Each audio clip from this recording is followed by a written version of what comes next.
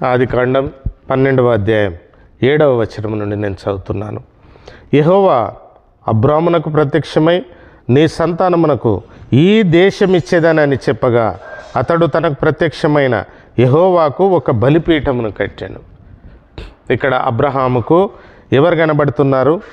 యెహోవా అబ్రామునకు ప్రత్యక్షము కాగా దేవుడే అబ్రాముకు ప్రత్యక్షమైనప్పుడు ప్రత్యక్షమైన ఒక వాగ్దానం ఇస్తున్నాడు. నీ సంతానమునకు ఈ దేశము ఇచ్చేదనని చెప్పగా ఏమిస్తున్నాడు? అబ్రామునకు ప్రత్యక్షమై ఒక గిఫ్ట్ ఇస్తున్నాడు. ఏమిస్తున్నాడు? దేశాన్నే ఇస్తున్నాడు. ఆయన ప్రత్యక్షమై ఆయన ఆశీర్వదిస్తే ఎట్లుంటుందంటే, అబ్రాము దేవునితో నడిచినవాడు కనుక ఆయనకేమిస్తానంటున్నాడు?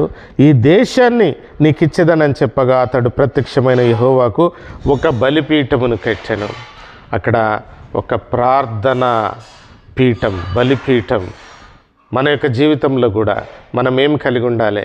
ఆయన యొక్క సన్నిధానంలో ఉంటున్నటువంటి సమయంలో బలిపీఠం, ప్రార్థన అనేటువంటి బలిపీఠం మనం కట్టి ఉండాలి. ఆనాడు జంతువులను ఇయ్యవచ్చు బలిపీఠం పైన బలిగా. ఈరోజు నీ హృదయం, నా హృదయం ఆయనకు అర్పిద్దాం. ప్రభా నీవే నడిపించు, ప్రభా నీ చిత్తమే జరిగించు అని మనం అడిగినప్పుడు ఆయన మనల్ని అత్యధికంగా ఆశీర్వదించడానికి ఆ ప్రభు సిద్ధపడి ఉంటున్నాడు. అతడు తనకు ప్రత్యక్షమైన యెహోవాకు ఒక బలిపీఠంను కట్టాను. అక్కడ నుండి అతడు బయలుదేరి బేతేలుకు తూర్పుననున్న కొండకు చేరి పడమటనున్న బేతేలునకును తూర్పునున్న హాయికిని మధ్యను గుడారం వేసి అక్కడ యెహోవాకు బలిపీఠంను కట్టి యెహోవా నామమున ప్రార్థన చేశాను. ఏం చేయాలి ఈ రోజులలో? మనం ఆ యొక్క బలులు అర్పించడం కాదు, దేవుడే మన కొరకు బలి అయిపోయినాడు. యేసుక్రీస్తు ప్రభుల వారు నీ కొరకు, నా కొరకు ఆయన ఈ లోకములో తాను బలైపోయి ఉంటున్నాడు.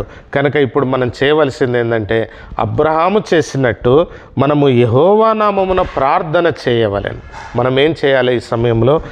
ఆయన చిత్తాన్ని మన యొక్క జీవితంలో జరిగించు ప్రభువా, నీ కృప నాపై విస్తరించు ప్రభువా, నీ రక్షణ నాకు అనుగ్రహించు ప్రభువా అని మనం ఈ సమయంలో ప్రార్థన చేయువారమై ఉండాలి. యెహోవా నామమున ప్రార్థన చేశాను, అతన్ని దేవుడు ఆశీర్వదించినాడు అబ్రామును.